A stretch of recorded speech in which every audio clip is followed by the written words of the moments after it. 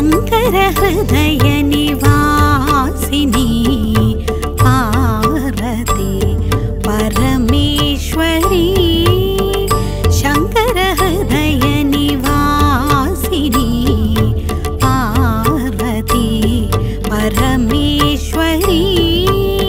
जय जगन्माता बगलामुखी।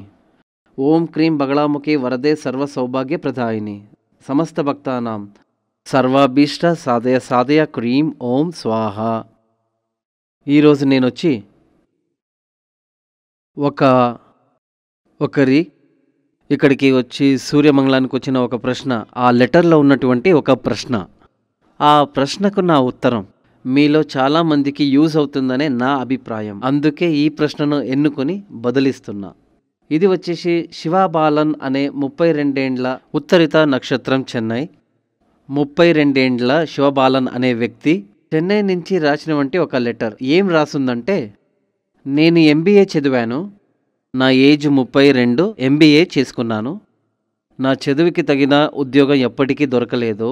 అంతేకాదు ఎప్పటికీ నాకు చాలా చోట్లలో, మరి బ్రాకెట్లో రాశారు చాలా కంపెనీలు అని, మళ్ళీ చేంజ్ చేసి నేను పని చేస్తున్నాను. ఇప్పటికీ పని లేక ఉన్నాను. దీనికేం కారణం అని అడుగుతున్నారు. దీని గురించి నా ఉత్తరం వాళ్ళకేమంటే, ముఖ్యంగా మేము వాళ్ళ జాతకాన్ని చూడాలి కదా. ఇప్పుడు మీకే ఇలాంటి ఒక క్వశ్చన్ ఉంటే, అప్పుడు ఒక మనిషికి, ఓ వ్యక్తి కోసం వాళ్ళ ఇంతకు ముందే నేను చెప్పినట్టు వాళ్ళ ఎడ్యుకేషన్కి తగిన పని వాళ్ళకి దొరక్కపోతే, వాళ్ళు చదివిన చదువు వాళ్ళకి యూజ్ కాకుండా పోతే, దానికి కారణం ఏమై ఉంటుంది? వాళ్ళ 2వ స్థానంలో, అది వచ్చి విద్యాస్థానంలో పాపగ్రహాలు ఉంటాయి. ముఖ్యంగా సూర్య, శని, రాహు. ఇందులోని ఏదైనా ఒక గ్రహం అక్కడ ఉండడం వల్ల, కాకపోతే ఆ గ్రహాన్ని చూపు ఎటువైపు ఉంటుందో అది పవర్ఫుల్గానే ఉంటుంది. ఇలాంటప్పుడు మీరు ఎంత చదివినా కానీ అది యూజ్ అవ్వదు. ఇంకొకటి ఏమంటే, ఈ శివబాలన్ జాతకంలో 10వ స్థానంలో రాహు ఉన్నాడు. అదే సమస్య. 10వ స్థానంలో రాహు ఉంటే వాడు పర్మనెంట్గా ఒక జాగంలో ఉండడు. మీరు ఇప్పుడు మార్కెటింగ్ అని చెప్తారు కదా, పెద్ద పెద్ద కంపెనీలలో, షాపుల్లో మార్కెటింగ్ ఉద్యోగాలు చేసే చాలామంది ఉన్నారు. మీ జాతకాన్ని తీసి చూసినప్పుడు 10వ స్థానంలో రాహు ఉంటాడు, లేకపోతే రాహు దర్శనం ఉంటుంది. 10వ స్థానంలో ఉండే గ్రహానికంటే రాహు చాలా పవర్ఫుల్గా ఉంటాడు. ఎప్పటికీ ఒక రాశిలో ఉన్న గ్రహాల్ని చూసి ఫలం చెప్పకూడదు. రాశిలో ఉన్నటువంటి గ్రహం అది ఎక్కడుంది, ఏ దిక్కులో ఉంది, రాశిలో ఉన్నటువంటి గ్రహాల ఈ మూడింటిని క్యాల్కులేట్ చేసి ఏది పవర్ఫుల్ అని చెప్పాలి. ఇక్కడ శివబాలన్ జాతకంలో 10వ స్థానంలో ఉన్న రాహు పవర్ఫుల్గా ఉన్నాడు. అలాంటప్పుడే ఇతనికి పర్మనెంట్గా ఉండే ఉద్యోగం దొరకదు, ఎప్పటికీ దొరకదు. 10వ స్థానంలో ఎవరికి రాహు ఉంటాడో వాళ్ళంతా ఇలా ఊరు సుత్తుతూనే ఉంటారు, పరిగెడుతూ ఉంటారు. ఎగ్జాంపుల్, ఇలా మార్కెటింగ్ ఉద్యోగం చెప్పొచ్చు. మార్కెటింగ్ లైన్లోనే వాళ్ళు పని చేయొచ్చు.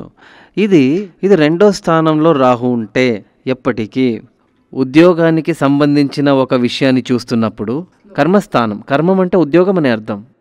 మీరు బ్రాహ్మణులు కొంతమంది కర్మం అంటే అశుభమని భావిస్తారు. అది కాదు. కర్మం అంటే జ్యోతిష్యంలో ఉద్యోగం అని అర్థం. అప్పుడు కర్మస్థానంలో రాహు ఉంటే మాత్రం కాదు, 2వ స్థానంలో ఉన్నా కూడా అలాగే ఉంటుంది. కర్మం, ధనం. కర్మం నుంచే నీకు ధనం ప్రాప్తిస్తుంది. ధనం సంపాదించడానికి కర్మం చేయడం, ఇవి రెండు ఒకే నాణ్యానికి ఉన్న 2 ముఖాలు. కర్మస్థానం, ధనస్థానం. కొంతమంది చదివిన తర్వాత మీకే కానీ మీ కుటుంబస్తులకే కానీ మీరు చదివిన చదువు యూజ్ కాకపోవచ్చు. మీరు చేస్తున్న పని, మీరు చదివిన చదువు 2 వేరువేరుగా ఉంటుంది. దానికి కారణం ఏమంటే, కర్మస్థాన, ధనస్థాన ఈ రెండిట్లో మీకు ఏ గ్రహం పవర్ఫుల్గా ఉంటుందో అదే మీకు యూజ్ అవుతుంది. అదేమంటే, ఒకరికి ధనస్థానంలో ఉండే గ్రహాలు పవర్ఫుల్గా ఉంటే కర్మస్థానంలో ఉండే గ్రహం దానికంటే తక్కువగా పవర్ ఉన్నతో అది వర్కౌట్ అవ్వదు. మీకు ఆదాయం తగ్గిపోతుంది. ఎప్పటికీ మీ జాతకంలో ఉన్న పవర్ఫుల్గా ఉండే గ్రహాల ఫలితాలే మీకు అందుతుంది. అలాగే మీ పిల్లలకి చదివించాలంటే ఇప్పుడు మీరు ఎందుకు చదివిస్తారు? 99% జనాలు ఏం చెప్తారంటే పురాతన కాలం నుంచి సంస్కారం కోసం, సంస్కార వృద్ధి కోసం. ఇప్పుడంతా అలా ఎవరూ చెప్పరు, అందరూ పని కోసం అంతే. మళ్ళీ మంచి పని దొరకాలంటే మీ యాంబిషన్ వల్ల వాళ్ళని చదివించేదో లేదా పిల్లల యాంబిషన్ గురించి వాళ్ళని చదివించేదో అలా ఉండకూడదు. ఎప్పటికీ కర్మస్థానం, ధనస్థానం, యావ స్థానంలో ఉండే గ్రహాలు మనకు ధన భాగ్యం ఇస్తుందో ఆ గ్రహాల ప్రకారంగా బేస్ చేసి అలా చదివితే యూజ్ అవుతుంది. లేకపోతే చదివేది అది ఒక డిగ్రీ సర్టిఫికేట్ మాత్రమే ఉంటుంది, ఏ ప్రయోజనం లేదు. ఇక్కడ శివబాలన్ జాతకంలో అతను ఎంబీఏ చేశాడు, కానీ ఆ ఎంబీఏ ఇక్కడ ధనస్థానానికి సంబంధం లేదు. అది మాత్రం కాదు, కర్మస్థానంలో ధనస్థానంలో పాపగ్రహం ఉండడం వల్ల పర్మనెంట్గానే అతనికి ఉద్యోగ యోగం లేదు. పర్మనెంట్గా ఇన్కమ్ రాని యోగం ఉండడం వల్ల అతను మళ్ళీ మళ్ళీ జాబ్ చేంజ్ చేస్తున్నాడు. కర్మస్థానంలో రాహు ఉండడం వల్ల మళ్ళీ బ్రేక్ అయ్యే ఛాన్సెస్ ఉంది. ఆయన పరిగెడుతూనే చేసే పని దొరుకుతుందే వినహ మళ్ళీ బ్రేక్ అయ్యే ఛాన్సెస్ లేదు. కానీ ఇక్కడ రెండో స్థానంలో కేతు ఉన్నాడు, ఒడిదుడుకులు వస్తూనే ఉంటాయి. 6 నెలలు పని చేస్తే మళ్ళీ ఇంకో 9 నెలలు ఇంట్లో కూర్చుంటాడు, మళ్ళీ ఇంకో పని దొరుకుతుంది. కొంతకాలం పని చేస్తాడు, ఏదో ప్రాబ్లం వస్తుంది, వదిలేస్తాడు. ఇలాంటప్పుడు నాతో జనాలు ఏం చెప్తారంటే ఎవరికి నేను నచ్చడం లేదు, నేను పనిచేసే జాగంలో చాలా ఎనిమీస్ ఉన్నారు, శత్రు సంహారం చేయాలని చెప్తారు. అప్పుడు నేను చెప్తాను, ప్రాబ్లం వాళ్ళని లేదు, మీ జాతకంలో ప్రాబ్లం ఉంది. ఆ దోషాలన్నిటినీ మీరు పరిహరించాలి. అదొచ్చి మీరు కళ్ళకి కళ్ళద్దాలు పెట్టుకుని చూసేవన్నీ నల్లగా ఉందని చెప్తే అది మీరు కళ్ళద్దాలు తీస్తే కానీ తెలియదు. అదేవిధంగా చాలామంది అలాగనే మా జాతకంలో ఏం దోషం ఉందో అదేమని కనిపెట్టకుండా అందరూ నన్ను ఎనిమీలా చూస్తున్నారు అని చెప్తే, అందరూ నన్ను శత్రువులా చూస్తున్నారంటే నా పనికి తగ్గ ప్రతిఫలం దొరకడం లేదు, ఇలా వేరే వాళ్ళని దూషించడం వల్ల అందులో అర్థం లేదు. అవన్నీ మా జాతకంలో ఉండే దోషాలే. అదేమంటే నువ్వు వేసుకున్న, మీ బాడీకి వేసుకున్న సెంట్, అదంటే స్ప్రే మరొకరికి నచ్చలేదంటే వాడేం చేస్తాడు? ఇలా చేస్తాడు కదా.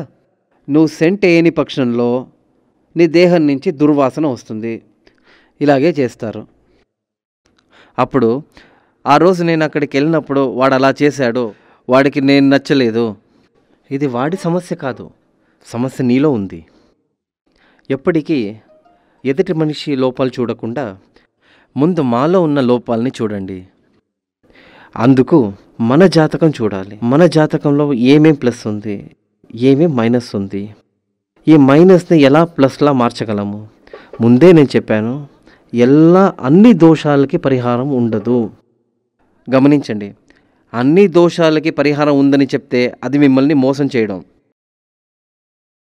కొన్ని దోషాలకి మీరు పరిహారాలు ఏం చేసినా దాని నుంచి బయటికి రాలేరు. కానీ 99% అన్ని దోషాలకి పరిహారం ఉంటుంది.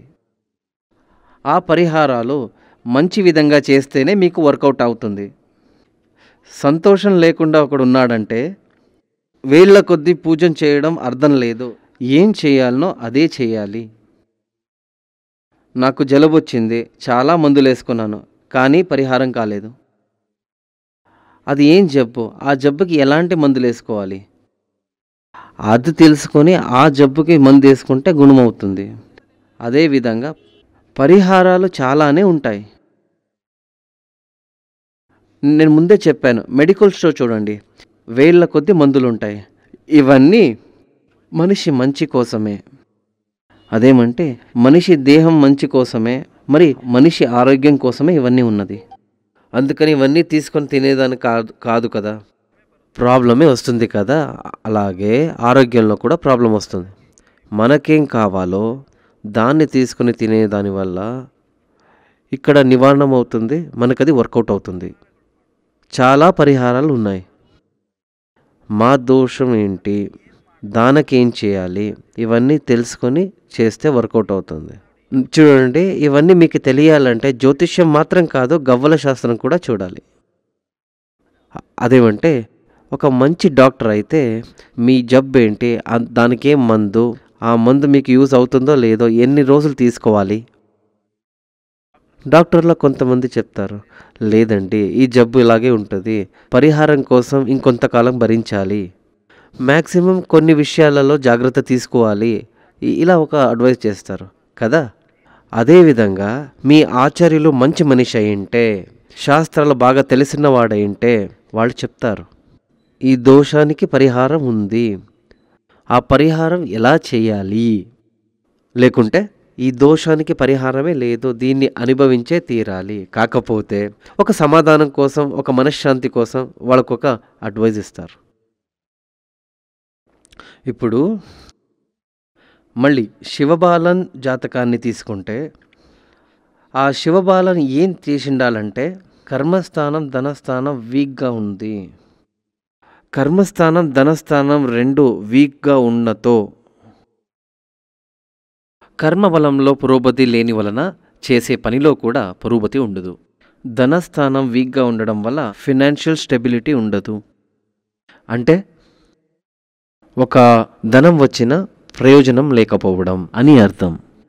కానీ ఇవి అన్నీ ఉంది, ఫినాన్షియల్ స్టెబిలిటీ ఉంది, కెరియర్ వైజ్ గ్రోత్ అన్నీ ఉంది, ఇక్కడ ఉద్యోగం వరమానం అన్నీ బాగుంది.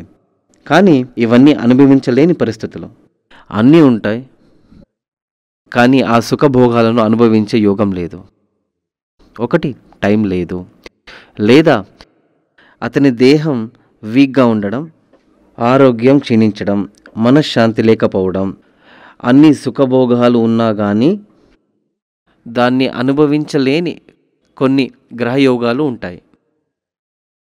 అది కర్మస్థానం సరిగ్గా ఉంటే ధనభాగ్యయోగం ప్రాప్తిస్తుంది, ఉద్యోగం దృఢంగా ఉంటుంది.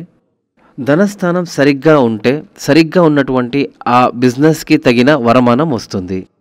ఈ యోగాలన్నిటినీ అనుభవించాలంటే భాగ్యస్థానం శుభంగా ఉండాలి. శివబాలంలో సమస్య ఏంటంటే, కెరియర్ వైజ్ ఒక స్టెబిలిటీ రావాలంటే, దానికి అభివృద్ధి కావాలి, స్థిరంగా కావాలంటే దానికోసం అతను అశ్వరూఢ హోమం చేయాలి. అశ్వరూఢ యంత్రం మెడలో వేసుకోవాలి, అంటే తాయితం కట్టుకోవాలి. అది ఉద్యోగం అభివృద్ధి చెందడం కోసం. అయితే ఇక్కడ ధనస్థానం వీక్గా ఉంది, ఏం చేయాలి? ఒక బావి నుంచి నీళ్లు తోడి తోడి తోడి మట్టి కుండలో వేస్తాం. కుండకు బొక్కుంటే, ఒక మట్టి కుండకు బొక్కుంటే ఏమవుతుంది? నీరు కారిపోతూ ఉంటుంది. ఏం చేయాలి? ఆ కుండకున్న బొక్కని సరిగ్గా సరిచేయాలి. ధనస్థానం వీక్గా ఉండడం వల్ల ధనవర్షం చేయాలి. అప్పుడు ఉద్యోగపరంగా అభివృద్ధి చెందాలంటే అశ్వారూఢ యంత్రం, అశ్వారూఢ హోమం. ఫైనాన్షియల్ స్టెబిలిటీ కోసం డబ్బులు రావాలి, రుణం లేకుండా డబ్బు స్థిరంగా ఉండాలంటే దానికోసం ధనవర్ష హోమం చేయాలి. ధనవర్ష యంత్రం చేసి ఇంటిలో పెట్టి పూజించాలి. ఇంకా ఇవి రెండు ఉంటే చాలదు, మనం దాన్ని అనుభవించాలి, అందులో ఆ యోగాలు ఉండాలి. అందుకు భాగ్య సూక్త హోమం చేయాలి. భాగ్యసూత్ర యంత్రాన్ని ఇంట్లో పెట్టి పూజించాలి. భాగ్యసూత్రం మంత్రం ప్రతిరోజు జపం చేయడం విశేషం. ఇవి మూడు చేస్తే శివబాలన్ చదివిన MBA అతనికి యూజ్ అవుతుంది. లేకపోతే ఏమవుతుంది? సర్టిఫికేట్లో MBA ఉంటుంది కానీ శివబాలన్కి యూజ్ అవ్వదు. శివబాలన్ జాతకంలో గురు శుభస్థానంలో ఉండి దక్షిణం వైపు చూపు చూడడం వల్ల ఈ పరిహారాలను ఇచ్చాను. ఒకరి జాతకం ప్రకారం ఇంతకు ముందే చెప్పినట్టు దోషాలు అన్నీ ఉండి గురు శుభస్థానంలో లేకపోతే ఇలాంటి 1000 యంత్రాలు చేసినా వర్కౌట్ అవ్వదు. గుడ్డోడికి కళ్ళద్దాలు పెడితే కనపడుతుందా? కనపడదు కదా. ముందే మన కళ్ళకి కొంచెం చూపులుండి అందులో లోపం ఉంటే కళ్ళద్దాలు పెడితే వర్కౌట్ అవుతుంది. అందుకని ఒక గుడ్డివాడిని కళ్ళే కనిపించని పుట్టుకతోనే గుడ్డివాడు, అతనికి అద్దాలు పెడితే అది యూజ్లెస్ కదా. చెప్పినవన్నీ మీ అందరికీ అర్థమైందని భావిస్తూ జై జగన్మాత దేవి బగళాముఖి సమస్త భక్తాన సర్వాభీష్టం సాధయ సాధ్య క్రీం ఓం స్వాహ. శ్రీ సూర్యమంగళం అద్వైత వేద విద్యాపీఠంలో తాంత్రిక పూజల్లో సిద్ధహస్తులైన ఎందరో ఆచార్యులు అమావాస్య, పౌర్ణమి రోజుల్లో ప్రత్యేక యాగాలు నిర్వహిస్తారు. ఈ యాగాల్లో పాల్గొనడం ద్వారా తల్లి శ్రీ బగళాముఖీదేవి అనుగ్రహం వల్ల సర్వదోషాలూ పోయి సకల సౌభాగ్యాలు మనకు కలుగుతాయి. శ్రీ సూర్యమంగళం అద్వైత వేద విద్యాపీఠం జ్యోతిష్యం, ప్రశ్నలు, వాస్తు, తాంత్రిక పూజలు మరియు వేదయాగాలు నిర్వహిస్తారు. సంప్రదించవలసిన నంబర్ 7305442299 7305442299. చెన్నై, కోయంబత్తూర్, బెంగళూరు, హైదరాబాద్, విజయవాడ, ఢిల్లీ, ముంబై, తిరునల్వేలి, టెక్సాస్.